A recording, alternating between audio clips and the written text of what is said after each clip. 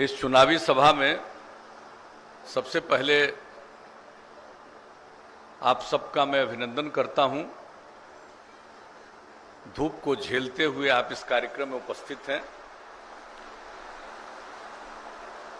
इस चुनावी सभा की अध्यक्षता कर रहे शेखपुरा जिला जनता दल यू के अध्यक्ष श्री अंजनी कुमार जी, एनडीए और जनता दल यू के उम्मीदवार श्री सुदर्शन कुमार जी, यहां पर इस कार्यक्रम में उपस्थित जिनका यहां से पुराना संबंध रहा है, अब प्रदेश जनता दल यू के कार्यकारी अध्यक्ष हैं और राज्य सरकार के मंत्री हैं श्री अशोक चौधरी जी, भारतीय जनता पार्टी महिला प्रकोष्ठ की प्रदेश उपाध्यक्ष श्रीमती पूनम शर्मा जी, भारतीय जनता पार्टी के शेखपुरा जिला अध्यक्ष श्री सुधीर कुमार जी, जनता दल यू के शेखपुरा जिला के पूर्व जिला अध्यक्ष श्री अर्जुन प्रसाद जी, जनता दल यू के अति पिछड़ा प्रकोष्ठ के जिला अध्यक्ष श्री प्रमोद चंद्रवंशी जी, महादलित प्रकोष्ठ जदयू के जिला अध्यक्ष श्री असरफी मांझी जी, जनता दल यू के शेखपुरा के प्रखंड अध्यक्ष कौशलेंद्र कुमार जी, शेखोसराय के अध्यक्ष श्री जयप्रकाश प्रसाद जी, बरबीघा के अध्यक्ष श्री उदय सिंह जी, जनाब शमशाद आलम साहब, सत्यवान कुमार जी, सुरेश प्रसाद सिंह जी, देवेंद्र ठाकुर जी, साधु शरण सिंह जी, जीवनलाल चंद्रवंशी जी, शंकु कुमार जी, उपेंद्र कुमार सिंह जी, कार्यक्रम में उपस्थित भारतीय जनता पार्टी के सम्मानित नेतागण श्री संजय कुमार उर्फ कारू सिंह जी, अरविंद कुमार जी, उमेश सिंह जी, स्वराज सिंह जी, विभूति सिंह जी और सभी सम्मानित नेतागण, मेरे प्रिय साथियों, प्रिंट एवं इलेक्ट्रॉनिक मीडिया से जुड़े पत्रकार मित्रों, छायाकार बंधुओं और इस कार्यक्रम में उपस्थित बहनों एवं भाइयों, धूप को बर्दाश्त करके भी आप सब लोग हैं और ये जो कोरोना का दौर चला है मार्च महीने से बिहार में, वैसे तो दुनिया भर में पिछले ही वर्ष से ही चला है, नवंबर के आसपास से कोविड-19 इसका नाम दिया गया। अब इसका जो प्रभाव दुनिया भर में बढ़ा हुआ है, कहीं नीचे जाता था फिर ऊपर आ जा रहा है, बढ़ रहा है।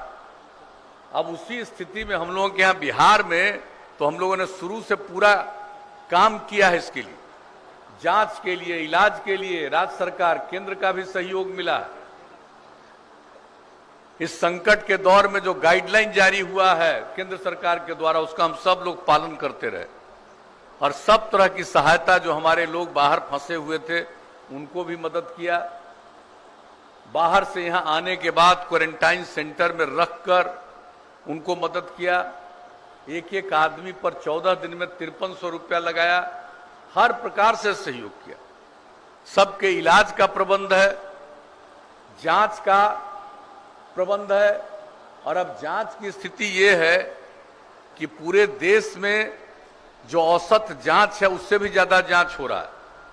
10 लाख की आबादी पर जितना जांच देश में औसतन है, बिहार में 10 लाख की आबादी पर उससे कहीं 2500 से 3000 के बीच में उससे भी ज्यादा जांच हो रहा है। तो हम लोग ये सब काम कर रहे हैं, लेकिन आप सब लोगों से अनुरोध करेंगे कि इससे भयभीत होने की जरूरत नहीं है, लेकिन सजग रहने की जरूरत है, सचेत रहने की जरूरत है। और इसी दौर में जो इस बार का ये जो चुनाव हो रहा है, इस चुनाव में आप देख रहे हैं अन्य वर्षों में कितना लंबा समय मिलता था, हम लोग सब जगह चले जाते थे। अब आजकल स्थिति यह है कि इतना कम समय है कि चाह करके भी सब जगह नहीं जा सकते, तो कुछ जगह पर आते हैं और बाकी सभी जगहों के साथ वीडियो कॉन्फ्रेंसिंग के साथ वर्चुअल रैली कर रहे हैं। अब यहां से लौट करके जाएंगे तो 3-4 क्षेत्र के साथ वर्चुअल रैली करेंगे। तो ये सब काम कर रहे हैं लोगों के साथ संपर्क करके।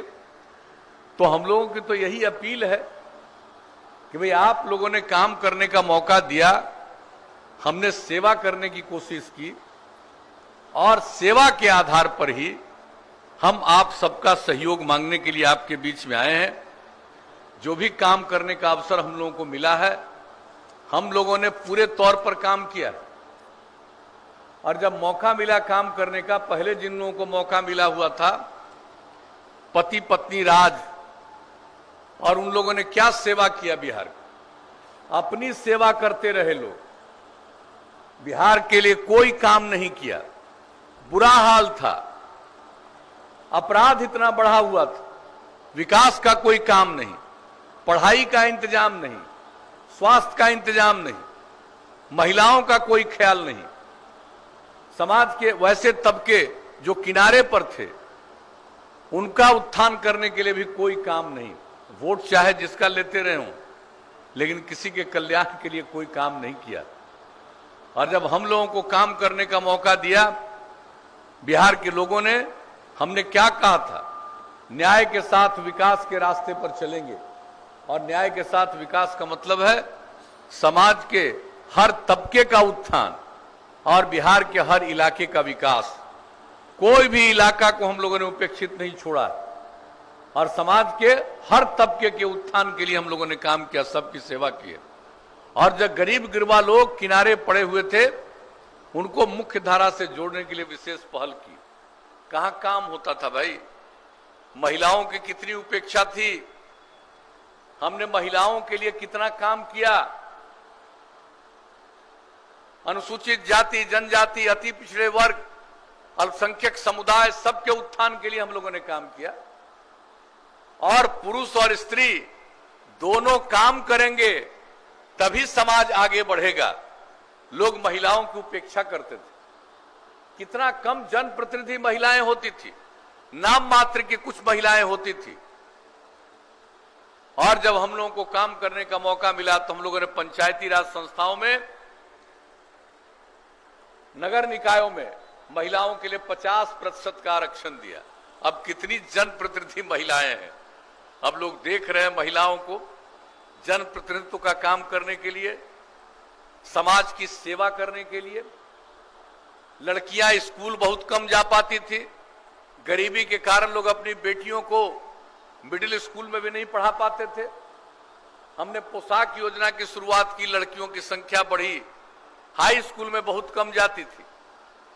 पूरे बिहार में 9वीं क्लास में पढ़ने वाली लड़कियों की संख्या, इतना बड़ा राज्य, 1,70,000 से भी कम था। साइकिल योजना की शुरुआत कराई, कहां लड़की कोई शहर में भी साइकिल चलाती थी, गांव गांव से लड़की साइकिल चलाकर स्कूल जाने लगी। कई लोग मेरी आलोचना कर रहे थे कि लड़की को साइकिल चढ़ा रहे हैं, लोग बेइज्जत करेगा। हमने कहा कोई बेइज्जत नहीं करेगा, हर परिवार की लड़की को साइकिल मिल रहा। और देखिए उसके बाद लड़कियों में कितना आत्मविश्वास का भाव पैदा हुआ, कितना आगे बढ़ी। और उसके बाद लड़कों ने हमको कहना शुरू किया कि अंकल कुछ हम लोगों पर भी ध्यान दीजिए, तो हमने 10 से लड़कों के लिए भी साइकिल योजना आगे बढ़ा दिया। कौन काम हम नहीं करते, आप जरा गौर करके देख लीजिए, हर तरह से लोगों की सेवा करना। अब लड़कियों के पढ़ाई का काम, अब उसके बाद लगा कि हम जनप्रतिनिधि बना दे और लड़कियां पढ़ने लगे, तो अगर और ज्यादा उनको जागरूक नहीं करेंगे, काम में नहीं लगाएंगे, तो फिर समाज आगे नहीं बढ़ सकता। और यहां पर 15 साल पति पत्नी को काम करने का मौका मिला। पति अंदर गए, पत्नी को बैठा दिए, लेकिन महिलाओं के लिए कोई काम किया? ये देश भर में स्वयं सहायता समूह था, कितना कम था, यहां न के बराबर। और जब हमको काम करने का मौका मिला तो हमने जीविका समूह का गठन किया और इतना बढ़िया स्वयं सहायता समूह बना। इसके लिए हमने विश्व बैंक से कर्ज लिया और ये काम शुरू किया। लक्ष्य रखा कि 10 लाख स्वयं सहायता समूह बनाएंगे। 10 लाख से भी ज्यादा अब हो गया। 1,20,00,000 से ज्यादा महिलाएं अब जुड़ गई जीविका समूह से। कितनी जागृति उनमें आई। पढ़ी लिखी महिला नहीं, लेकिन उनको एक एक चीज का ज्ञान होता है, एक एक चीज का एहसास होता है। तो अब इसीलिए बिहार आगे बढ़ रहा है। ये स्त्री और पुरुष सब काम कर रहे हैं, इसलिए आगे बढ़ रहा है। कानून का राज कायम किया, जंगल राज को खत्म किया, और आप जानते हैं अपराध में कितना नियंत्रण हुआ, इतना नियंत्रण हुआ कि आज बिहार अपराध के मामले में इस देश में इतनी बड़ी आबादी का राज्य है, 23वां नंबर पर है। अब आप सोच लीजिए, विकास का काम पहले कुछ किए नहीं है लोग, और हम लोगों ने जो काम करना शुरू किया, विकास का दर 12.5% के दर से हर साल बढ़ता चला गया। तो एक एक काम प्रति व्यक्ति जो आमदनी है उस, और इसी तरह से जो कमजोर वर्ग था उसको भी आगे बढ़ाने के लिए हम लोगों ने जो प्रयास किया, हम तो सेवा करते हैं, हम चाहते हैं समाज में प्रेम का, भाईचारे का, सद्भावना का माहौल रहे। तो हर तरह से जो इस तरह से हम लोगों ने काम करने की कोशिश की है, अपराध पर नियंत्रण, विकास का काम, हर इलाके का विकास, हमारे माननीय साथी बोल रहे थे यहां पर, जब भी इन्होंने हमसे कहा है, सुदर्शन जी ने इस इलाके की किसी समस्या को लेकर के, उस समस्या के समाधान का हम लोगों ने प्रयास किया। इसी तरह से किसी भी इलाके की उपेक्षा हम लोगों ने नहीं की है। अब हमको तो खुशी है जो काम किया है इन्होंने, सुदर्शन जी ने, और मुझे पूरा भरोसा है, आप यकीन रखिए, इनको आगे मौका दीजिएगा, इस इलाके के विकास के लिए ये पूरा का पूरा समय उसी में लगाते हैं। हम जब भी मिले हैं, इस आदमी से कोई दूसरी बात ही नहीं हमारी हुई है, 5 साल से कोई दूसरी बात नहीं, सिर्फ यहां ये दिक्कत है, वहां ये दिक्कत है, ये हो जाना चाहिए, इसको छोड़ करके इस व्यक्ति ने कोई बात नहीं की। तो आप सोच सकते हैं, काम करने में दिलचस्पी हो, और हम, इनकी दिलचस्पी है, हम लोगों की दिलचस्पी है, हम लोग सब साथ हैं, तो मिल करके और आगे बढ़ाएंगे। और आपको हम बता देना चाहते हैं कि किसी भी तरह से कोई भी चीज ऐसी नहीं है जिसकी कोई उपेक्षा की गई होगी। शिक्षा का क्षेत्र हो, स्वास्थ्य का क्षेत्र हो, सड़क निर्माण का हो, पुल पुलिया का हो, कितनी बात हम बताएं। अभी 7 तारीख को, सितंबर को, हमने एक वर्चुअल रैली की। अब वर्चुअल रैली की, उसमें लाखों लोग शामिल हुए। अब उसमें हम एक एक बात बताने लगे कि क्या कर रहे थे, तो हम बोलते रहे। अब बोल करके बैठे तो हमारे साथियों ने कहा कि लगभग 3 घंटा आप बोले। हम क्या बताइए, तब तो उतना टाइम ही नहीं है कि हम एक एक बात आपको बताएं, नहीं पता चला कि घंटों हम बोलते रह जाएंगे। तो बोलने की कोई जरूरत नहीं है, सबको मालूम है, और आपको हम आश्वस्त करते हैं कि हर प्रकार से एक एक काम, और आप जान रहे हैं पहले से काम किया, फिर 7 निश्चय, और 7 निश्चय के माध्यम से कितना काम हुआ। स्कूल कॉलेज की स्थापना, गरीब परिवार के बच्चे आगे पढ़े, बच्चियां आगे पढ़े, स्टूडेंट क्रेडिट कार्ड योजना, कोई बाहर जाके काम तलाशना चाहता है अपने गांव से, उसके लिए 2 साल तक 1-1 हजार रुपया का महीना स्वयं सहायता भत्ता योजना, और कोई व्यक्ति है, कोई काम करना चाहता है तो जब तक कंप्यूटर पर काम करना नहीं जानेगा उसको कोई काम नहीं मिलेगा। कुशल युवा कार्यक्रम, कंप्यूटर उसको सिखाना, आपस में बातचीत करना बेहतर ढंग से सिखाना, व्यवहार कैसा करे ये सिखाना। 10 लाख से ज्यादा युवाओं ने ट्रेनिंग ली कुशल युवा कार्यक्रम में। ये सब काम तो करते रहे। महिलाओं को सरकारी सेवाओं में 35% का आरक्षण, पुलिस में उसके थोड़ा पहले कर दिए थे। अब जरा गौर से देखिए तो, पहले पुलिस में महिलाएं नजर आती थी, और अब पुलिस में कितनी महिलाएं नजर आ रही हैं।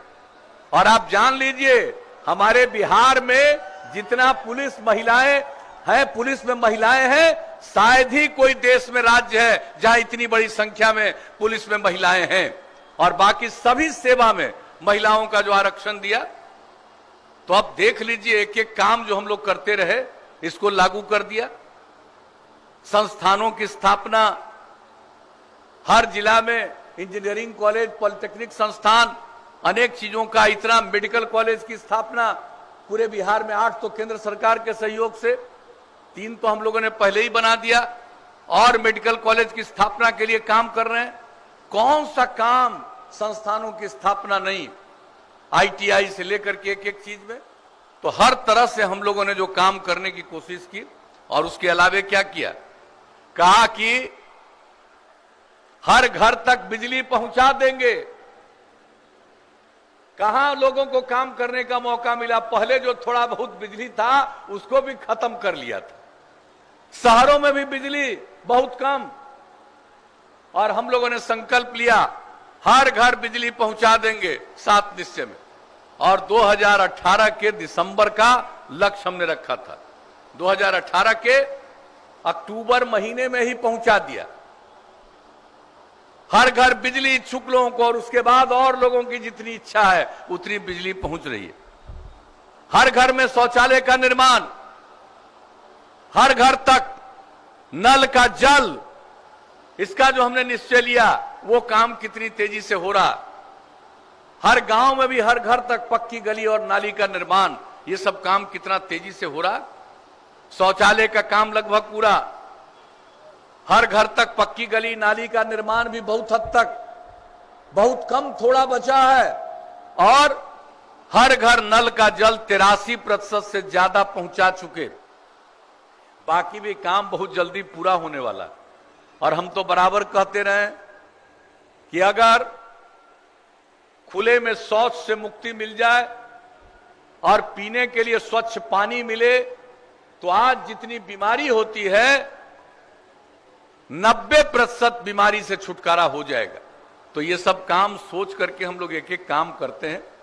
7 निश्चय का इतना काम, हर चीज का काम, और जो भी काम कर दिया सड़क का ऐसे ही नहीं, सब का अनुरक्षण किया जाएगा, पुल पुलिया का।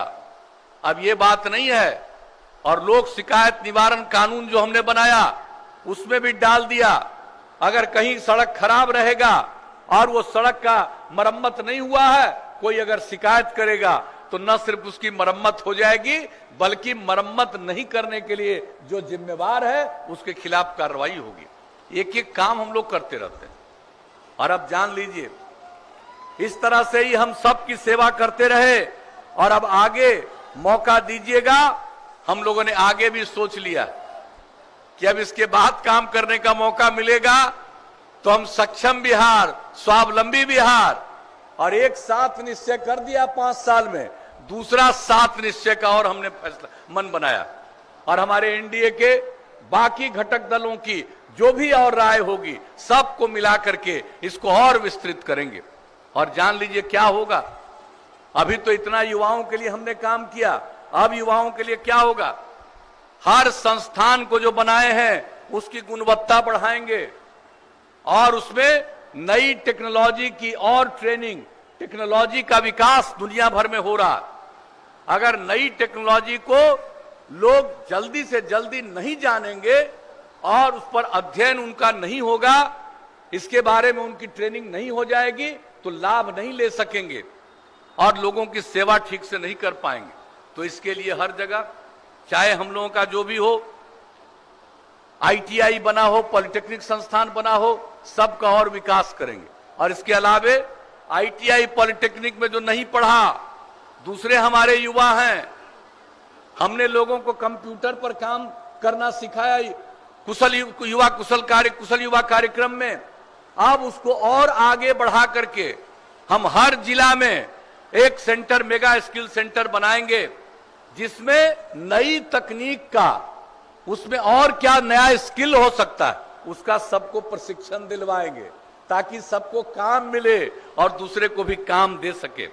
और हर प्रमंडल में टूल रूम बनवाएंगे, जितना नया नया काम होता है उसका नया नया जो मशीन है, इक्विपमेंट है, सबको एक जगह रख करके सबको जो पढ़ा है उसको भी दिखाना, और 10वीं 12वीं कक्षा पढ़ करके लोग इन चीजों में काम करना चाहते हैं, उनके लिए भी 1-2 साल का ट्रेनिंग।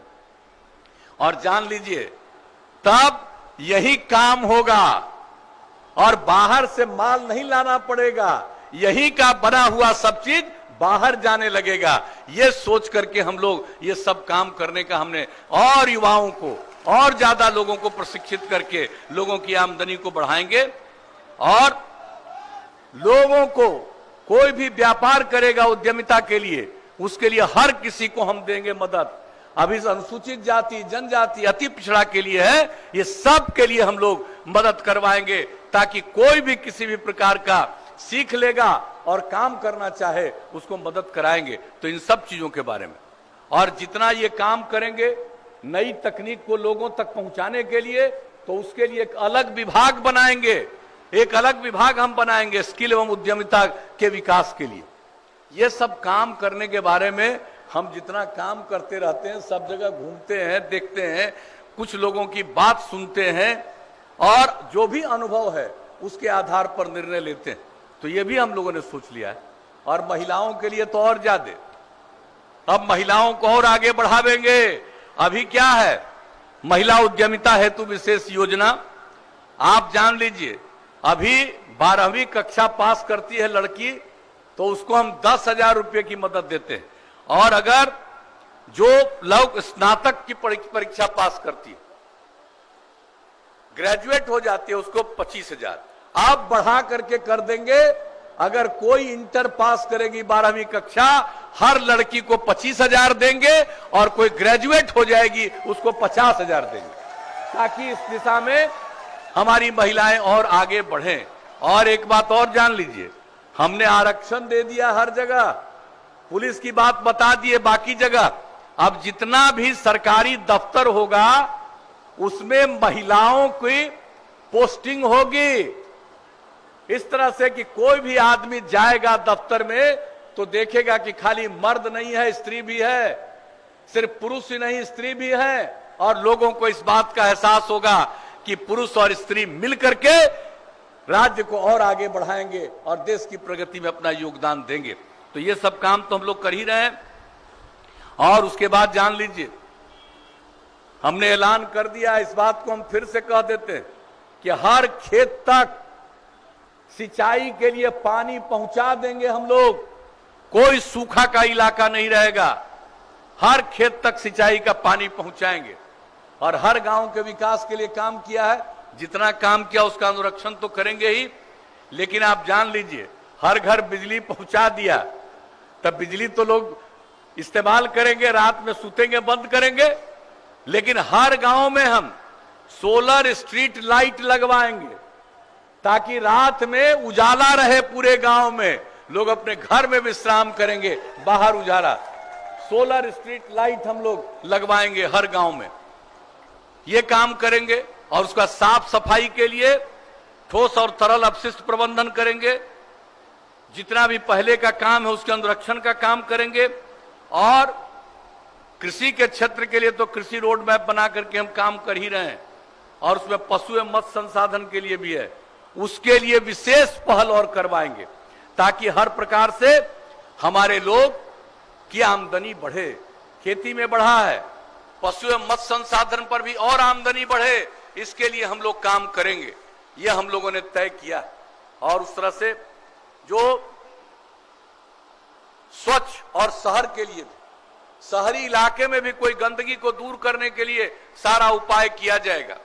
पानी वर्षा से होता है, उसके निकासी का उपाय, ये सब काम तो हम लोग करेंगे ही। लेकिन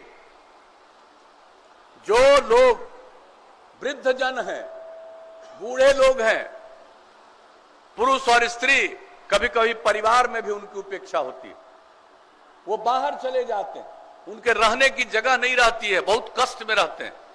इसलिए जितने वृद्ध जन हैं, अगर उनको घर में जगह नहीं है, नहीं रह रहे हैं, वैसे वृद्ध जनों को रहने के लिए हम लोग पूरा का पूरा उसका आवास आश्रय स्थल बनाएंगे। हर शहर में, हर बाजार में आश्रय स्थल बना रहेगा, ताकि कोई बूढ़ा बूढ़ी आदमी को किसी तरह का तकलीफ नहीं हो।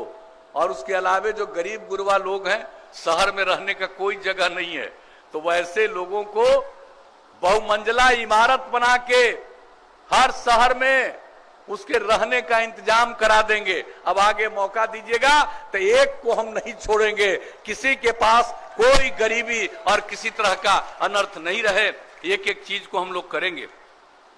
और उसके अलावे अब तो हर गांव को सड़क से जोड़ रहे हैं, लेकिन अब इसके बाद गांव गांव को जोड़ते हुए अगर कोई बहुत महत्वपूर्ण जगह पर जाने के लिए सड़क चाहिए तो उसके लिए नए सड़कों का और निर्माण करवाएंगे। और उसके अलावे शहरी इलाकों में, बाजार में जो आने जाने में किसी को तकलीफ नहीं हो, बाईपास बनवाएंगे। और जहां बाईपास की जमीन नहीं है उसके लिए फ्लाईओवर ऊपर से जाने के लिए सुविधा करवाएंगे। एक एक चीज करेंगे। और जान लीजिए, इसके अलावे और 7वें नंबर पर इलाज का प्रबंध, इंसान के इलाज का प्रबंध जो गांव में भी है उनके लिए जो प्रबंध स्वास्थ्य उपकेंद्र में भी होगा। और नई टेक्नोलॉजी के सहारे अस्पतालों को जोड़ेंगे। अगर थोड़ा भी किसी का तबीयत खराब है वहां वो जाएगा और अस्पताल वाले लोग देखेंगे और तुरंत उनका इलाज करेंगे। और जिसके भी घर में जो पशुपालन कर रहे हैं उनका जानवर बीमार पड़ता है, लोग तकलीफ में रहते हैं, अब उनके इलाज के लिए भी हर 8 से 10 पंचायत में एक पशु चिकित्सालय की स्थापना तो करेंगे ही, लेकिन हर गांव को नई तकनीक से जोड़ देंगे। अगर किसी का जानवर भी खराब बीमार पड़ता है तो उसकी पूरी जानकारी अस्पताल में और तत्काल अस्पताल का डॉक्टर आके इलाज कराएंगे, चिकित्सक आके इलाज करेंगे और पूरा का पूरा दवा सरकार की तरफ से पशुओं के लिए भी मुफ्त में दिया जाएगा। तो ये सब एक एक चीज हम लोग सोचे हुए। अब आगे मौका दीजिएगा तो जितना देख रहे हैं दिमाग में भी नहीं आता होगा, लोगों को जिसको ज्ञान नहीं है बाएं दाएं इधर उधर बात करते रहता है, किसी चीज का एहसास नहीं है कि कैसे काम होता है, क्या सही मायने में जो काम होगा उससे लोगों को लाभ होगा। लेकिन हम लोगों का यही नजरिया है, सेवा ही धर्म है। और इसलिए हम लोगों ने सोचा है और मिलकर काम करेंगे। और राज्य सरकार काम कर रही है और केंद्र सरकार के द्वारा भी माननीय मोदी जी के नेतृत्व में जो है वहां से भी राज्य को सहयोग और मदद मिल रहा है। अनेक क्षेत्रों में लोगों को, पूरे देश के लोगों को, गरीबों को, किसानों को, सबको सहयोग मिल रहा है। एक एक तरह की सहायता दी जा रही है और राज्य सरकार भी पूरे तौर पर राज्य को आगे बढ़ाने के लिए प्रयास कर रही है। तो हम लोग मिलकर के बिहार को फिर से, बिहार की ऊंचाई थी पहले, इतिहास कहता है बिहार सबसे ऊंचा था, हम लोग फिर मिलकर के बिहार को नई ऊंचाई तक पहुंचाने के लिए कृत संकल्प है। और इसीलिए हम आपके बीच में आए हैं और आप सबसे यही अनुरोध करेंगे कि आप अगर काम करने का मौका दीजिएगा तो फिर हम पूरे तौर पर आपकी सेवा करेंगे और बिहार को बहुत आगे बढ़ाएंगे। तो यही हमको कहना है। और जो हम लोगों के उम्मीदवार हैं उनके बारे में मुझको दोबारा क्या कहना है, सुदर्शन जी के बारे में, पूरा मेहनती हैं और काम करेंगे। इसलिए हम आप सब लोगों से अपील करेंगे, भारी बहुमत से इनको विजयी बनाइएगा, भारी मत से विजयी देकर के विजयी बनाइएगा। तो जिताइएगा कि नहीं जिताइएगा, सो बताइए, हाथ उठा के बताइए, जिताइएगा कि नहीं। तो बहुत बहुत धन्यवाद। हम इनको माला पहना दें, जीत का माला पहना है, हाथ उठा के बताइए।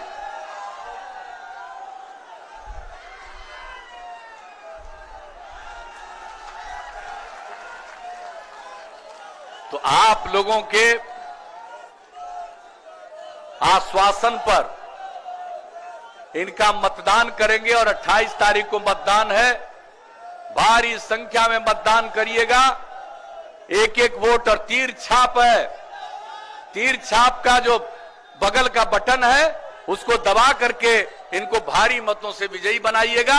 और आपने आश्वस्त किया है, इसके लिए मैं आप सबको हृदय से धन्यवाद देता हूं। पुनः आपका मैं अभिनंदन करता हूं और अपनी बात समाप्त करता हूं, चूंकि अभी एक जगह और पहुंचना है। तो इन्हीं शब्दों के साथ बहुत बहुत धन्यवाद।